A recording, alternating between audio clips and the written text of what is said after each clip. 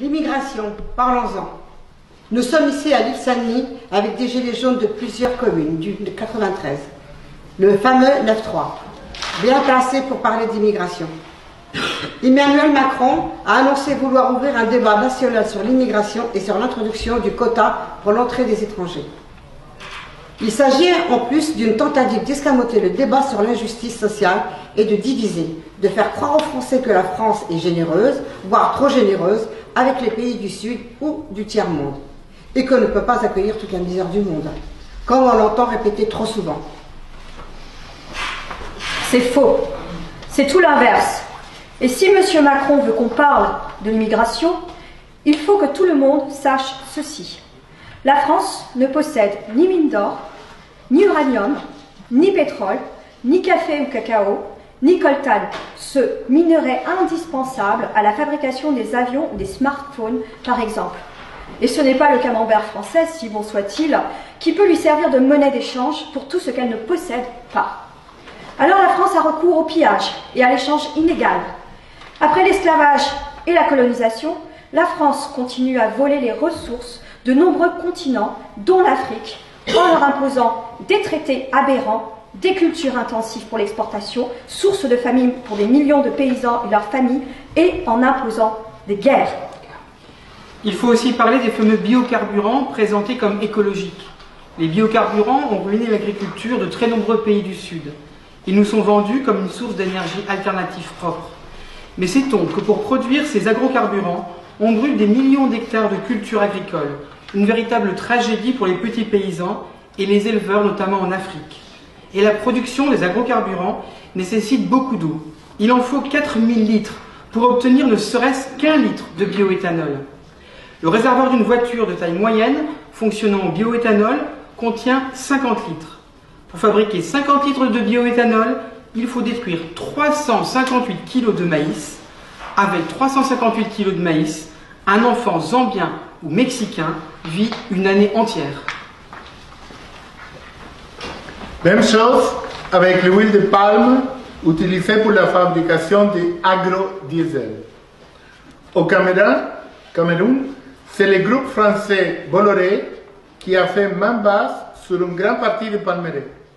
Il a signé un bail de 60 ans en 2000 sur 58 000 hectares de terre pour produire de l'huile de palme et détruit pour cela des forêts primaires qui sont un des principaux puits de carbone de la planète après l'Amazonie.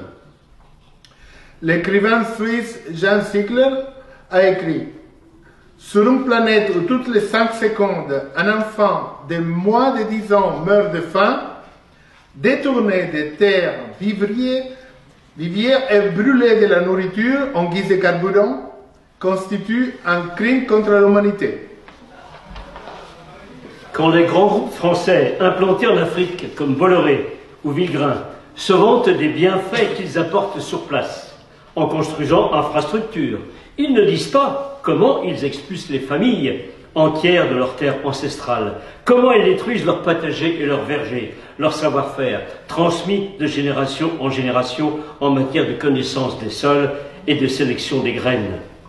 Le groupe Villegrain, qui possède la société sucrière du Cameroun, détient plus de 22 000 hectares de terre dans ce pays, après avoir signé un bail de 99 ans avec le gouvernement de Yaoundé pour les exploiter. En échange, Villegrain a versé aux communautés affectées une indemnité annuelle de 2 millions de francs CFA, soit l'équivalent, tenez-vous bien, de 5 € par famille et par an. Prenons le cas du Niger, une néocolonie française. Censé être le deuxième pays le plus pauvre de la planète, c'est pourtant le deuxième producteur d'uranium au monde.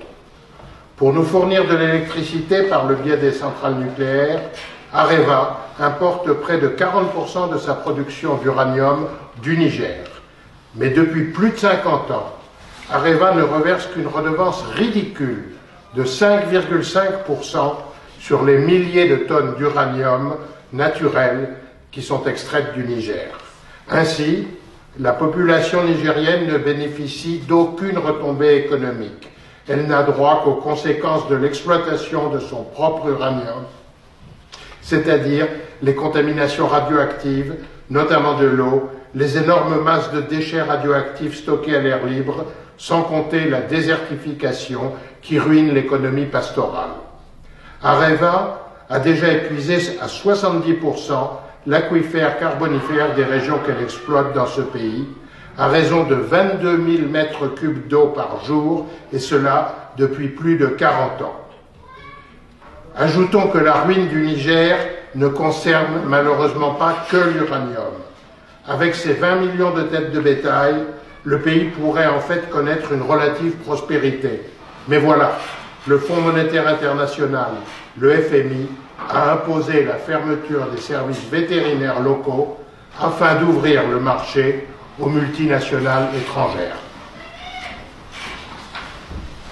Le FMI, un organisme dont la direction est toujours assurée par l'ex-ministre de Sarkozy, Christine Lagarde, restée en poste malgré ses ennuis avec la justice française, a également imposé au Niger la destruction de ses propres stocks de céréales au nom du sacro-saint principe du libre-échange.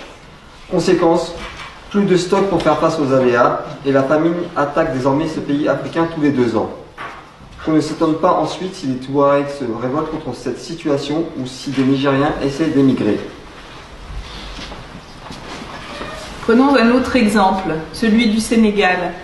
Au Sénégal, les sociétés françaises comme la Fruitière de Marseille, dont les principaux actionnaires sont les grandes chaînes de supermarchés françaises, se font attribuer des dizaines de milliers d'hectares de terre pour des durées illimitées, avec une exemption d'impôt de 99 ans. Elles produisent des fruits et des légumes dont 98% sont exportés vers l'Europe. Traditionnellement, la terre rurale n'appartient à personne dans la plupart des pays africains. Il n'y a pas de cadastre rural. Les communautés paysannes possèdent un droit d'usufruit illimité des terres qu'elles occupent. Mais par d'obscures négociations qui se déroulent à Dakar entre l'État et les multinationales françaises et étrangères, les paysans se retrouvent dépossédés de leurs terres avec la complicité de fonctionnaires sénégalais grassement récompensés.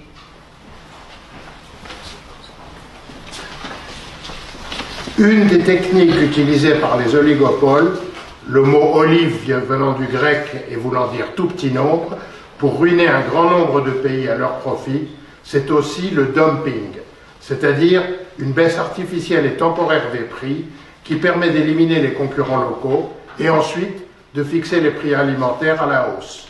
Tout ceci avec l'aide de fortes subventions de la part de l'Union européenne à nos industriels de l'agroalimentaire. Au Cameroun, par exemple, ils ont ruiné la production de poulets autochtones avec des importations massives de poulets étrangers bon marché. Et dès que les éleveurs de poules et producteurs d'œufs ont été ruinés, ils ont augmenté leurs prix. Non seulement les puissants accaparent la terre des millions de paysans et les condamnent ainsi à la famine ou à l'exode, mais en plus ils provoquent des famines en spéculant sur les matières premières de ce pays, comme le riz, le maïs ou l'huile. Ces groupes fixent le prix des aliments par le biais de leurs traders dans les bourses des matières premières agricoles. Ils décident ainsi chaque jour qui va mourir et qui va vivre, en invoquant les lois naturelles du marché, comme si c'était des lois de la nature. La planète croule sous les richesses. La production alimentaire n'est pas déficiente, mais des millions d'êtres humains sont acculés à la mort ou à l'émigration par la loi du profit maximum pour quelques-uns. Gandhi disait déjà « Le monde a assez pour satisfaire les besoins de tous, mais pas assez pour satisfaire la cupidité de tous ». Monsieur Macron pourrait-il introduire dans le débat public la possibilité d'interdire la spéculation sur les denrées alimentaires, ou bien est-ce, comme l'impôt sur la fortune, patouche? Il paraît que l'Afrique a une dette envers la France depuis son indépendance. Ceci en raison de tous les bienfaits accordés par la France pendant la colonisation. 14 pays africains sont obligés de déposer plus de 60% de leurs réserves sur un compte d'opération à la Banque de France à Paris. 10 milliards d'euros bloqués qui ne peuvent pas servir au développement de ces pays. Et l'Afrique est en plus maintenue dans l'esclavage monétaire avec le franc CFA qui lui est imposé et qui vaut 650 fois moins qu'un euro. Un beau tour de passe-passe, non ? Le franc CFA est la seule monnaie héritée d'un système colonial encore en vigueur dans le monde. Les billets sont d'ailleurs imprimés dans 2 usines françaises. Et quand ils ne se laissent pas faire, quand les coups d'État que nous fomentons ne suffisent pas, nos gouvernements détruisent leur économie et introduisent le chaos, en leur faisant la guerre sous prétexte d'ingérence humanitaire ou d'armes de destruction massive, totalement inventées par nos dirigeants. C'est le cas de l'Irak, du bombardement de sa population civile et de l'embargo économique qui a entraîné la mort de 550 000 enfants irakiens de 1996 à 2000. À cause de l'interdiction d'importation de nourriture, de médicaments et d'autres biens vitaux, sous prétexte de punir Saddam Hussein. On pourrait citer bien d'autres exemples en Afghanistan, en Libye ou en Afrique, qui ont poussé à l'émigration, cette émigration sur laquelle on propose maintenant d'instaurer des quotas. Il y a un proverbe africain qui dit « Les murs les plus puissants s'écroulent par leurs fissures ». Alors, comme le propose Jean Ziegler, provoquons-en des fissures pour interdire la spéculation boursière sur les aliments de base, la fabrication de biocarburants à partir de plantes nourricières, pour protéger les paysans qui représentent la moitié de la population mondiale contre le vol des terres et pour préserver l'agriculture vivrière. La volonté des États n'existe pas. M. Macron n'ouvrira pas le débat sur ce sujet. C'est à nous de l'imposer par la mobilisation générale au nom de la justice et de la dignité humaine et de refuser que les migrants dont les pays nous nourrissent servent de bouc émissaire.